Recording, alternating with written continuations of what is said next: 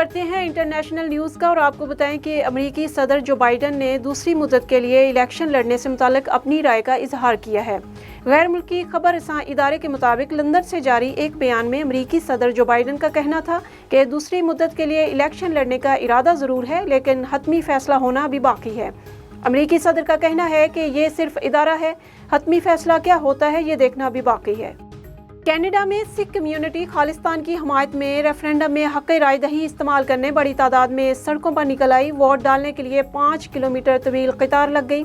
سکھوں نے ووٹ ڈال کر بھارت سے اپنی نفرت کا اظہار کیا۔ ریفرینڈم میں 1,10,000 سے زائد سکھوں نے حق رائے دہی استعمال کیا۔ خالصتان ریفرینڈم کے شرکا نے اقوام متحدہ سے آزادی دلانے کے لیے کردار ادا کرنے کا مطالبہ بھی کیا۔ رہنما سکھ فار جسٹس گرپتونت سنگھ نے کہا کہ سکھوں کی اتنی بڑی تعداد کا ریفرینڈم میں حصہ لینے سے بھارت کو سکھوں کی سوچ کا اندازہ ہو جانا چاہیے۔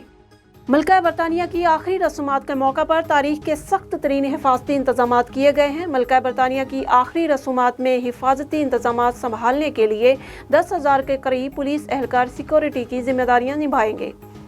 دنیا بھر سے آئے 500 کے قریب سربراہان مملکت اور اہم شخصیات ملکہ برطانیہ کی آخری رسومات میں شریک ہوں گے۔ ملکہ کے آخری سفر کے دیدار کے لیے 10 لاکھ افراد کی وسطی لندن آمد متوقع ہے۔ ہجوم کو مناسب طریقے سے کنٹرول کرنے کے لیے وسطی لندن میں 22 میل طویل آہنی بیریئر نصب کیے گئے ہیں۔